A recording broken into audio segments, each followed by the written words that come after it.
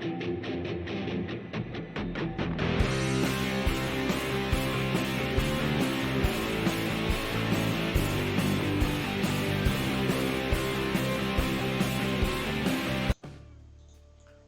muito conhecida a ideia de que quem trabalha não tem tempo para curtir a vida. Esse pensamento apresenta uma divisão que não é verdadeira. Ou a pessoa trabalha ou ela curte a vida. A Bíblia diz exatamente o oposto disso. Quem desfruta a vida é justamente quem trabalha, pois é do trabalho que vem o sustento e a prosperidade. Vejamos como isso acontece. Fui moço e já agora sou velho, porém jamais vi o justo desamparado, nem a sua descendência a mendigar o pão. Salmos 37, 25.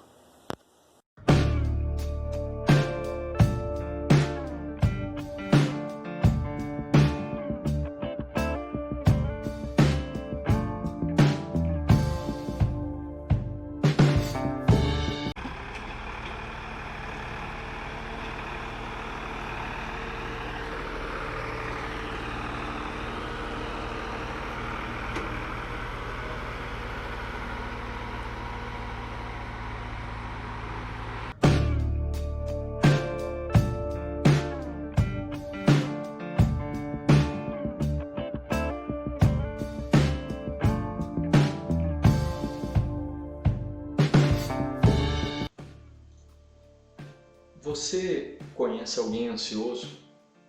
Você é uma pessoa ansiosa? A ansiedade nos impede de desfrutar das bênçãos do presente.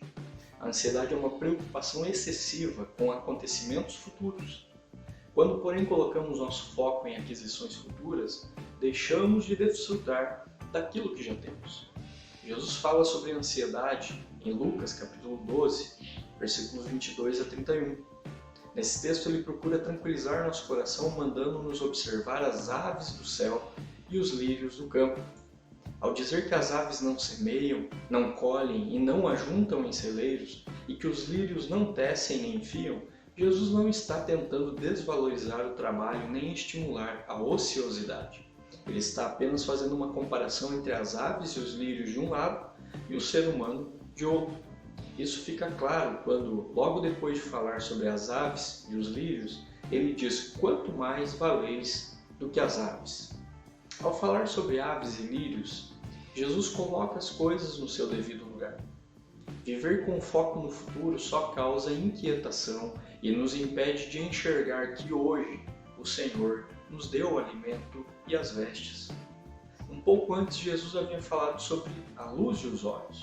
Se nossos olhos estiverem focados num desejo excessivo e ansioso de obtenção de bens terrenos, estaremos em trevas. Para que tenhamos luz, os olhos precisam estar com o foco correto, que é viver para a glória de Deus.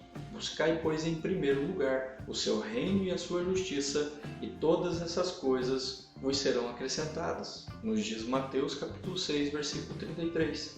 O fato é que a ansiedade é sinal de incredulidade.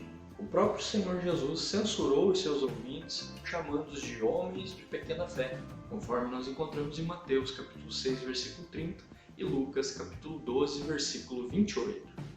Deus, Ele sempre nos sustentou. Estamos aqui porque Ele sempre cuidou de nós durante anos e anos.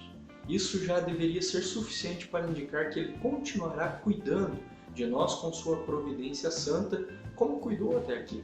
É por isso que a ansiedade é um sinal de falta de fé. Em Mateus capítulo 6, versículos 9 a 13, quando Jesus ensina aos discípulos a oração dominical, ele mais uma vez menciona a questão da fé na providência de Deus em oposição à ansiedade. Ele nos ensina a orar: o pão nosso de cada dia dá-nos hoje. Repare que ele nos ensina a orar pelo pão de hoje, não pelo pão de hoje até o fim do ano que vem, ou pelo pão de amanhã, ou por um depósito de pães com quantidade suficiente para todos os dias da nossa vida. Não, ele nos ensina a orar pelo pão de hoje. Essa é uma lição simples, mas que só é aprendida quando realmente nos damos conta de que nosso sustento vem das mãos graciosas de Deus. O apóstolo Paulo nos ensina: não andeis ansiosos de coisa alguma, Em tudo, porém, sejam conhecidas diante de Deus as vossas petições pela oração e pela súplica, com ações de graças. Isso nós encontramos em Filipenses capítulo 4, versículos 6 e 7. E Pedro, o apóstolo Pedro recomenda: humilhai-vos, portanto, sob a poderosa mão de Deus, para que ele, em tempo oportuno, vos exalte, lançando sobre ele toda a vossa ansiedade, porque ele tem cuidado de vós. Encontramos isso em 1 Pedro, capítulo 5, versículos 6 e 7.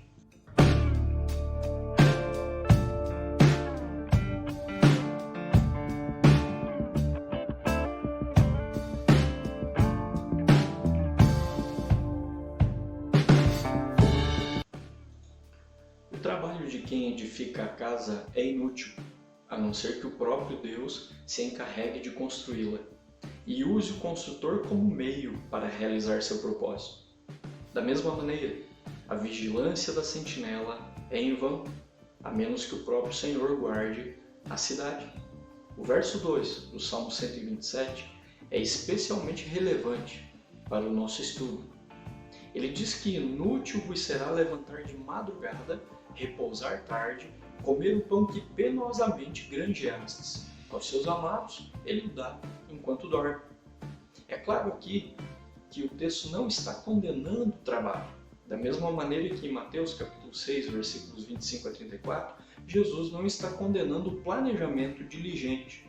O que é condenado é, de um lado, a preocupação excessiva com o próprio sustento e, de outro, a atividade frenética e autossuficiente. As duas atitudes revelam falta de fé na providência de Deus, que não permite que seus filhos passem necessidade do pão. Fui moço e já agora sou velho, porém jamais vi o justo desamparado nem a sua descendência a mendigar o pão. Nos diz o Salmo 37, versículo 25, texto base do nosso estudo. De acordo com o salmista, podemos nos esforçar e trabalhar além da hora, levantando cedo e repousando tarde. Comer o pão ganha duras penas e ainda assim não termos contentamento. Temos refletido nessa série de estudos sobre a temática do trabalho e é necessário dizer que nosso sustento não provém da agitação do trabalho, nem de nosso zelo e nosso exercício profissional, mas da graça de Deus. É Deus quem nos sustenta. O trabalho e a profissão são apenas os meios ordinários que Deus usa para nos sustentar. A Confissão de Fé de Westminster, que é um documento confessional de muitas igrejas reformadas no mundo e que traz em seu texto as doutrinas bíblicas de forma sistematizadas por temas, diz que, posto que em relação à presciência e ao decreto de Deus, que é a causa primária, todas as coisas acontecem imutável e infalivelmente. Contudo, pela mesma providência, Deus ordena que elas sucedam, necessária, livre e contingentemente, conforme a natureza das causas secundárias. Em outras palavras, a confissão de fé diz que o decreto de Deus é a causa primária de todas as coisas. Por isso, tudo que ele decretou na eternidade acontecerá. No entanto, para realizar seus propósitos, ele usa causas secundárias. Causas secundárias são aquilo que podemos chamar de causas naturais. São os recursos que Deus usa para cumprir seu propósito. No caso do nosso sustento, esse recurso é o trabalho, como ele determinou, conforme encontramos em Gênesis capítulo 3, versículos 17 a 19. O teólogo e pastor de Genebra, João Calvino, ao falar sobre a multiplicação dos pães, que encontramos no texto de Mateus capítulo 14, versículos 13 a 21, diz que esse milagre de Jesus se estende até nós. Ainda que Cristo não multiplique os pães todos os dias, pois mediante o trabalho ele multiplica o trigo, para que nos possa servir de sustento. Até mesmo o pão que compramos com o nosso salário é uma dádiva de Deus, e é reconhecendo isso que pedimos que a cada dia ele nos dê o pão. Um bom exemplo bíblico do modo como Deus usa o trabalho como meio para nos alcançar pela sua graça é encontrado na vida de Isaac. Gênesis capítulo 26, versículo 12 diz que semeou Isaac naquela terra e no mesmo ano recolheu 100 por um, porque o Senhor o abençoava. Repare que quem semeou, isso é, quem trabalhou, foi Isaac, mas ele colheu porque o Senhor abençoava. Ele foi sustentado, portanto, pela graça de Deus que usou o seu trabalho como meio para agir na vida de Isaac.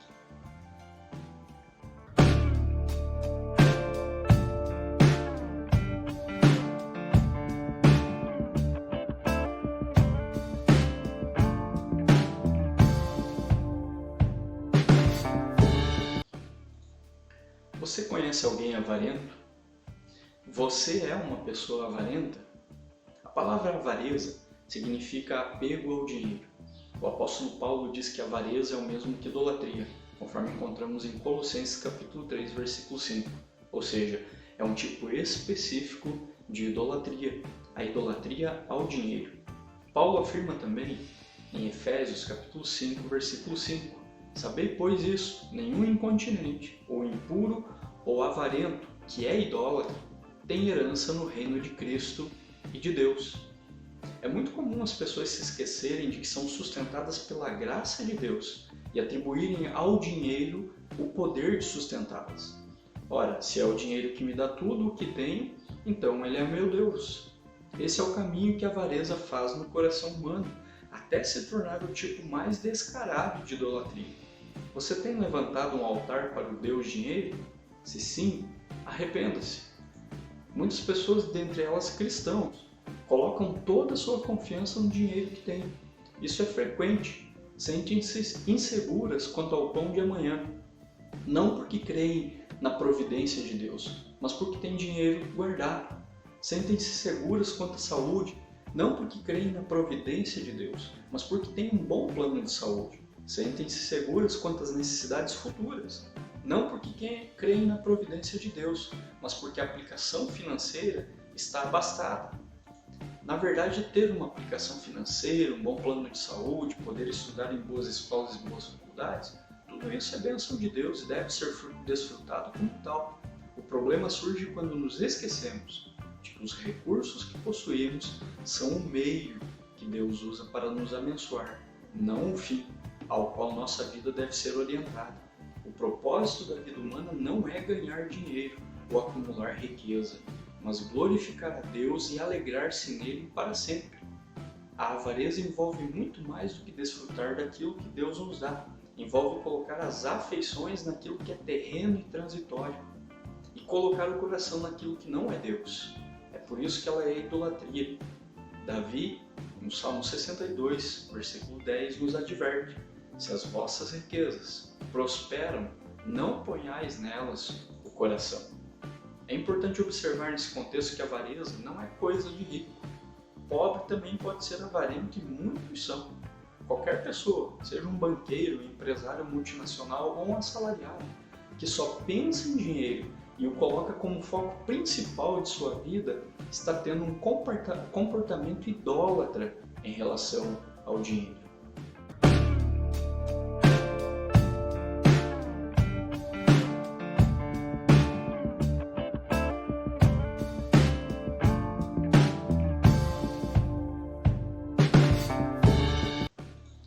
Vamos falar agora sobre prosperidade.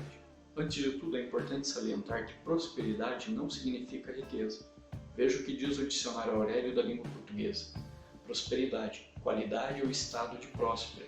Próspero, propício, favorável, ditoso, feliz, venturoso, bem-sucedido, afortunado. Há algum tempo a chamada teologia da prosperidade se alastra pelas igrejas evangélicas, a ponto de muitas delas terem se descaracterizado como igrejas cristãs, pois passaram a dar mais atenção à prosperidade material neste mundo do que à mensagem da salvação em Cristo.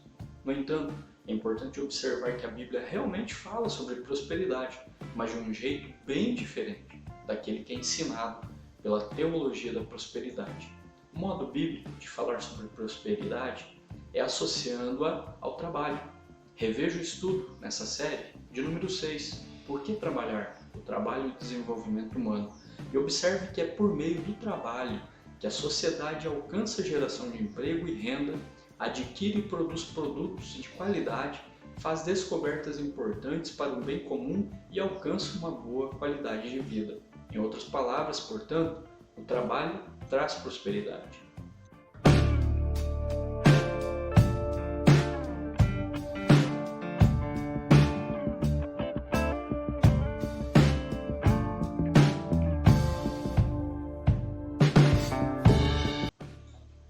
O trabalho é o meio ordinário dado por Deus para alcançarmos uma vida próspera. Para isso, o dinheiro não pode ser tratado como Deus, mas aquilo que realmente é fruto do nosso trabalho que deve ser usado para a glória de Deus. Como você lida com o dinheiro? As coisas estão em seu devido lugar? Ele é tratado por você como uma bênção de Deus ou como um Deus, centro de todas as suas atenções, de sua vida e de seu coração? Se não, ótimo, continue assim. Se sim, arrependa-se, trabalhe e desfrute a vida debaixo da graça e providência de Deus.